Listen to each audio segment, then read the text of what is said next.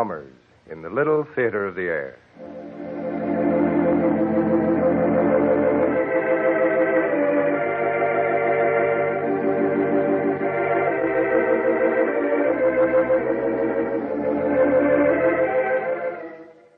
Now, the Hermit.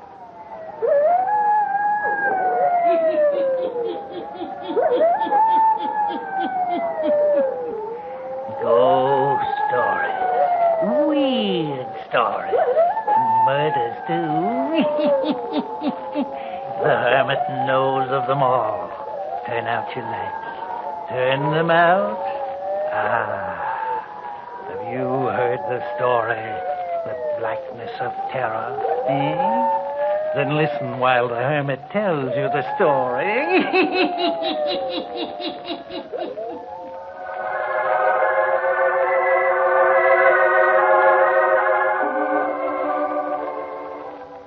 It was 1 week ago today that Paul and I received a telegram about Papa. And since that hour, my life, my thoughts, my feelings have been deeply altered. I have learned the results of the blackness of terror, the hideousness of sin, and the horror of madness. On Wednesday last, about 10 p.m., a telegram was delivered to me. Who on earth can be sending me a wire? Who else but your father? But Papa always calls. Well, before you open it, we're not going to Blue Acres this weekend. We haven't had one weekend to ourselves since we were married. Oh, Paul, it is Papa. I knew it. No, you don't understand. Here. Your father's seriously ill. Suggest you come at once. Dr. Laurie. Papa. Oh, now take it easy, Marlene. He's never been ill a day in his life. Your father's getting along in years, darling. You can't expect him not to have some bad days. But Dr. Laurie says seriously ill, and he's usually terribly conservative. We must start at once.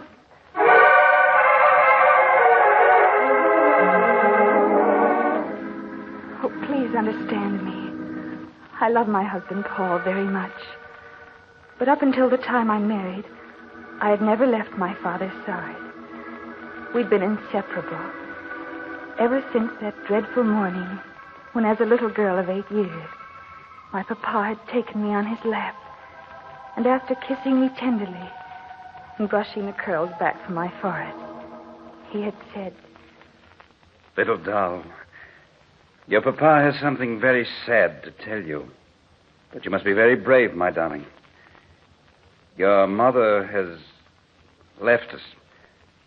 She has written this note to inform us." To Terence and Marlene. Life here at Blue Acres has grown intolerable for me. You're a little child, Marlene, and therefore I cannot explain some things to you. But Terence will know why I'm leaving. My little girl, try to think kindly of your mother. I would take you with me if I could, but that is impossible just now. Your father is a wealthy man, and he can give you fine things. I know at Blue Acres you will grow up to be a lady of whom I shall always be proud, and a daughter whom I will love forever. Do not cry, my little doll. Had your mother loved you, she would never have left you. From this day forward, there'll be no mention of her name in this house. To us, she is dead. It was some years later that I learned that my beautiful mother had left Papa and me and had run away with Philip Court, a chap the townspeople said was a worthless dauber in paint. Nothing was ever heard of my mother or him after they left Blue Acres.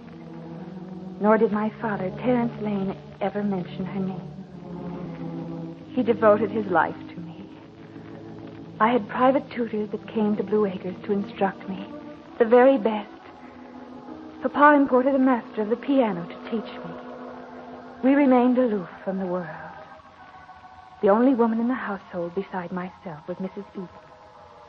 Father always did the cleaning of the house, for Blue Acres is filled with priceless treasures. And when I would laugh at him dusting, he would always remark, "Can't let her clumsy fingers touch this vase. It's worth $1,000 if it's worth a penny." The years moved on, and I lived in a world of my father's creating.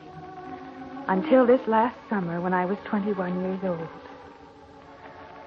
One glorious summer night when the moon made golden patterns on the terraced lawns of Blue Acres, and the waters of the colored fountains centered in the grounds shot a million rainbow lights into the night, when the French doors of the music room were opened wide to let the cool night air enter in. I sat at the piano, playing the works of one of my favorite composers, Debussy.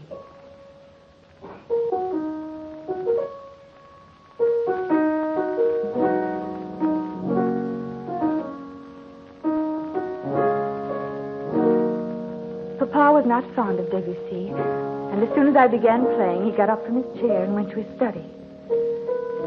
But the haunting melancholy of Debussy suited me. It was a background to my dreaming, and the somehow lonely feeling of my heart that was growing stronger as the years wore on, with only Papa for my companion. I went on playing.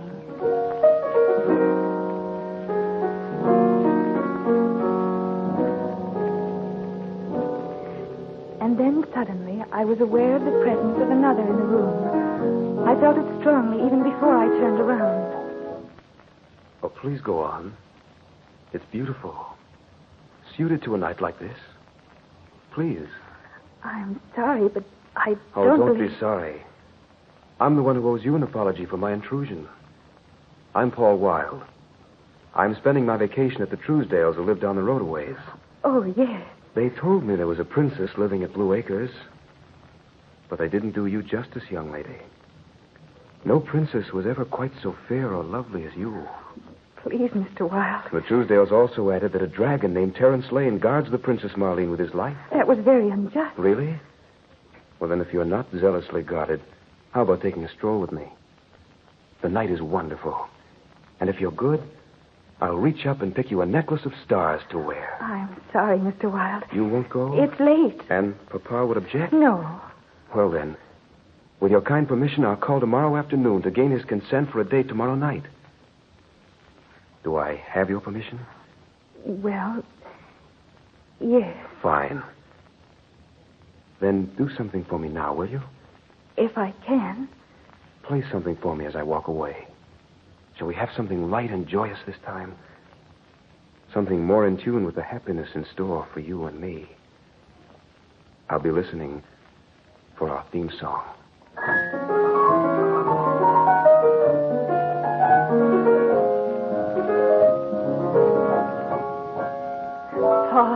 Paul Wilde.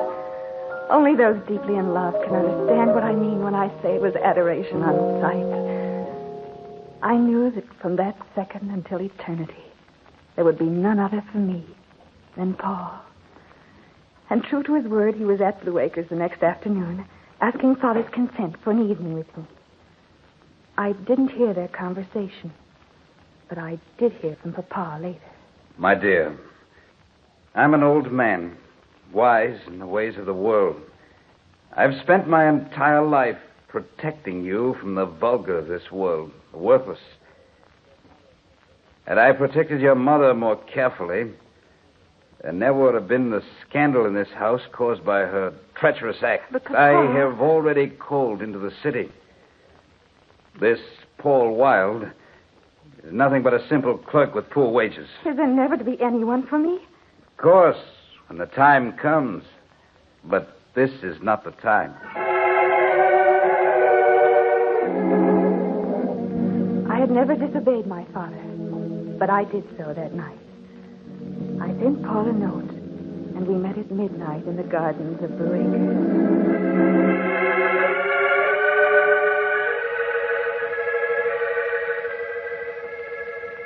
My Marlene. Say it again, Paul. It sounds so wonderful. I've never had anyone but Papa speak my name with love. My Marlene. I have a lifetime of love to give you. A heart bursting with love for you. Do you love me, my darling? Oh, yes, Paul. Say it. I love you.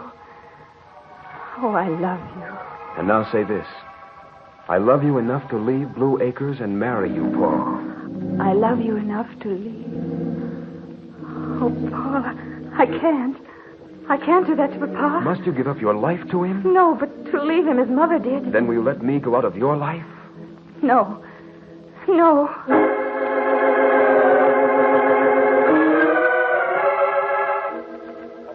There were other surreptitious meetings.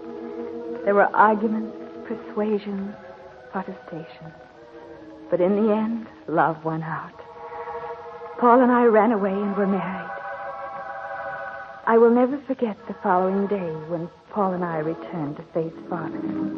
What is done cannot be undone. Papa, you forgive me. Yes, I forgive you. Oh, Papa.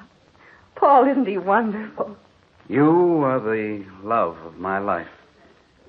And if Paul realizes this, he will not keep you absent from me for any long periods of time. Of course not, Papa. Blue Acres will continue to be our home. But I hadn't reckoned with Paul when I made the statement. He would not quit work and live at Blue Acres off Papa's bounty, as he called it.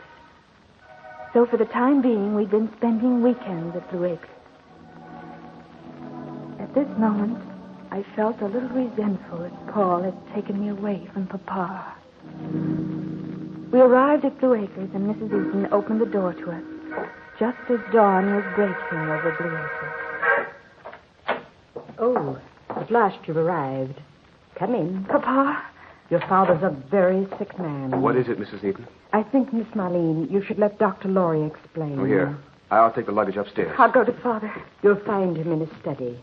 Doctor had a bed set up in there where it's easier for me to care for him. Besides, he seems more content there. Hasn't Dr. Laurie gotten a nurse for Papa? We tried it, but he wouldn't have one. We'd better knock on the door. Doctor's in there with him now. Come in. Papa. I ran across the room to my father's bed. I looked down at him, and then in dismay at Dr. Laurie. For my father's face was a horrible sight, twisted and pulled out of shape. And his eyes, his burning eyes, they were staring at me wildly. I reached out for his hand, cried out to him, Papa! What is it, Dr. Laurie? Stroke. Oh, Papa, don't worry. Dr. Laurie will get you well again. Can you hear my voice? I'm not quite sure this morning, but I think so. He does know who you are. Come outside with me, Marlene. I want to talk to you. I'm going in the drawing room, Papa, to talk to Dr. Laurie. I'll be right back, and then I won't leave. I won't leave until you're well again. Come in the drawing room, Doctor. I should never have left him. Fiddlesticks. You did the right thing. But my marriage has brought this on. He loved me so, and I love him. He's been lost with me gone. Marlene, Dr. Laurie, his eyes. Yes, my dear. I was just about to talk to you of this. What is it? I wish I knew. Your father is suffering from some terrible fear that I'm inclined to think is nothing to do with his fear of dying. Has he said anything about it? He can't speak. Only the guttural sounds you heard. He can't write. He can't lift his hands. Oh, how dreadful. What that fear is, I don't know. I've watched with him nights, and it appears that whatever causes his wild fear is worse then. Poor Papa. As soon as office hours are over this evening, I'll drive out here to Blue Acres. Perhaps between the two of us, we'll be able to discover what causes his distress and be able to help him.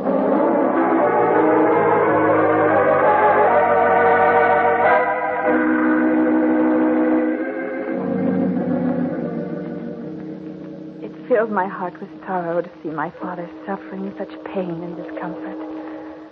And the look in his eyes, the mad, wild look, was almost more than I could bear.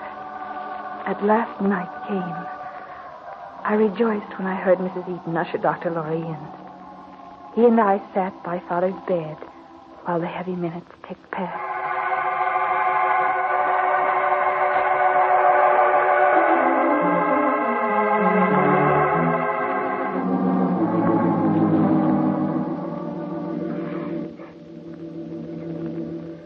There seemed to be no change in his condition. But as night wore on and it was fast reaching midnight, there was a change in his eyes. The fear in them was so marked that I trembled from it. Dr. Laurie said... Do you see? His eyes. Yes. It's as if he sees something we don't see. Yes. It was so. His eyes seemed to be riveted on the door to his study. And it was then that I thought I heard a low moan. What was that? I don't know. It didn't come from Father. No. But look at him now. Now Father's eyes were trained in closer to his bed. He was struggling, attempting to lift his hand. It was very plain to me, and I cried out, Doctor, there's some unseen thing standing over Papa's bed. That is the way I diagnose it. There is. Something unseen to us, but clearly seen by your father. And look, the bedclothes are moving, but he's not touching them. What is it? Dr. Lorry, what is it?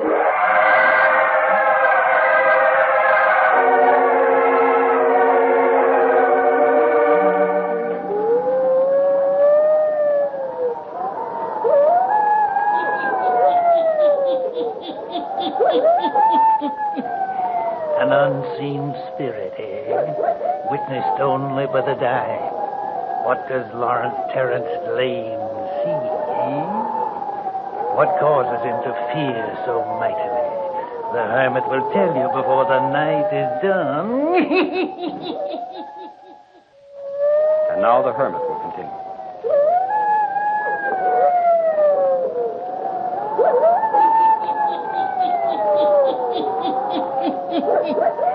Only a few minutes have passed. But Marlene, in her anxiety to aid her father in his terrible fear, only makes matters more difficult. Now it appears that the dying man wishes his beloved daughter out of the room, too.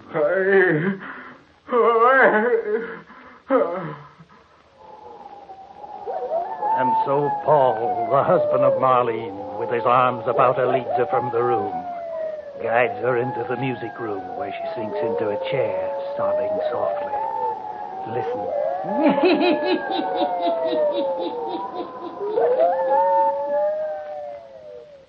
Darling, if you get overwrought, ill, you won't be able to help your father. Oh, Paul, it's so dreadful. I tell you, Papa sees things there in his room. Some vision that frightened him. I saw the bedclothes move, and Papa wasn't touching them. Please, dear, try to control your nerves. Shall I have Mrs. Eaton make you some tea? It'll help soothe you. I'll be right back, darling. Only take a second.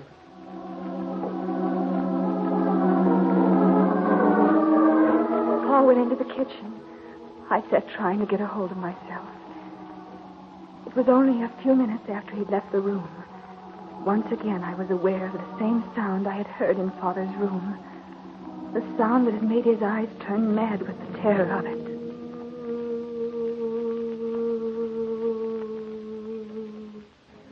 Was I, too, losing my mind?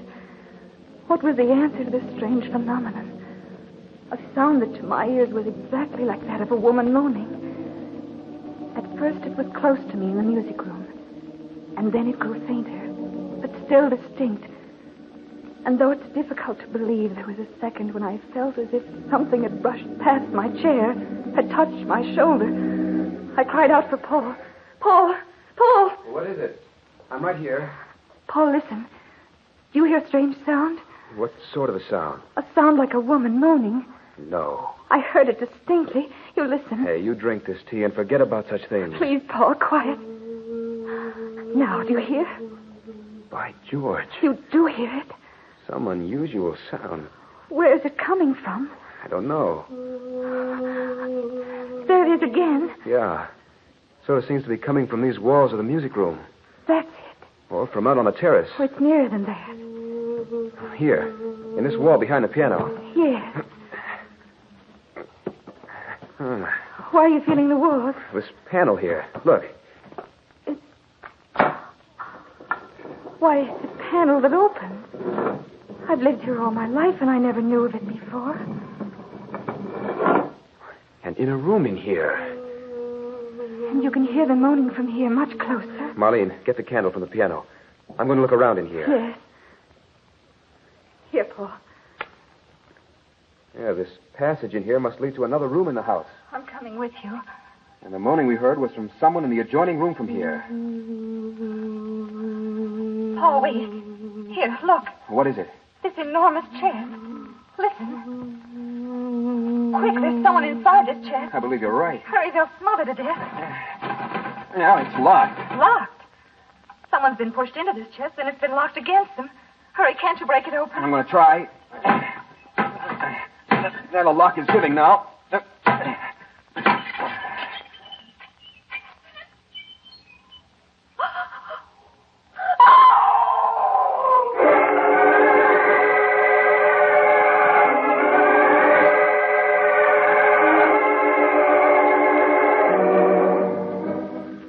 Not one skeleton, Paul. Two. Two.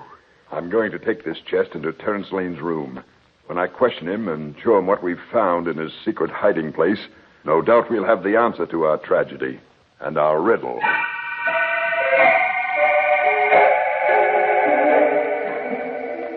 When confronted with the chest and the skeletons of human beings found in it, when asked questions by Dr. Lorry that Papa could answer by a nod of his head, we found the solution to the mystery of Blue Acres. Yes, the skeletons were those of Philip Court and my mother.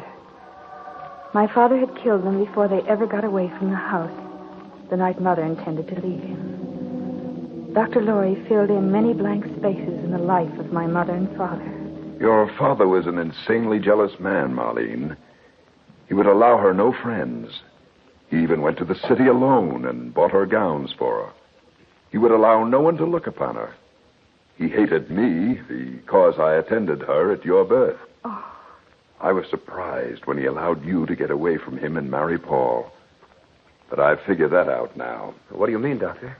I found a large quantity of arsenic in his desk. Great heaven. I'm sure it was his intention to do away with you, Paul. Then, once again, he could have Marlene to himself. Take me away, Paul.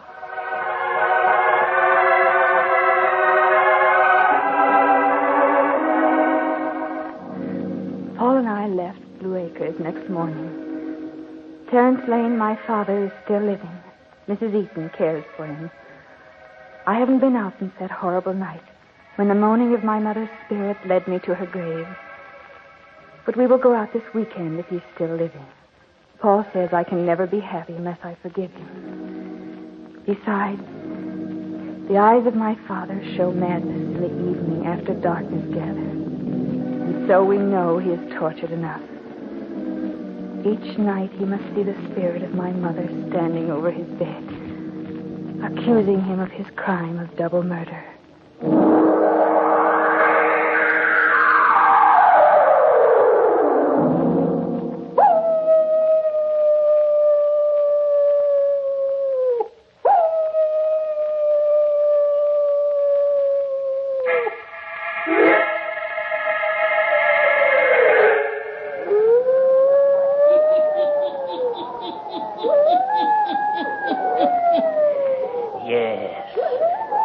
Lane lies suffering for his guilt, unable to speak to those who stand beside him. And in the night time, a vision of a woman appears before him. The vision of one whom he murdered because of his insane jealousy. Yes. Terence Lane has learned during these last hours the blackness, the awful blackness of terror. Turn on your lights. Turn them on. I'll be back. Pleasant dreams.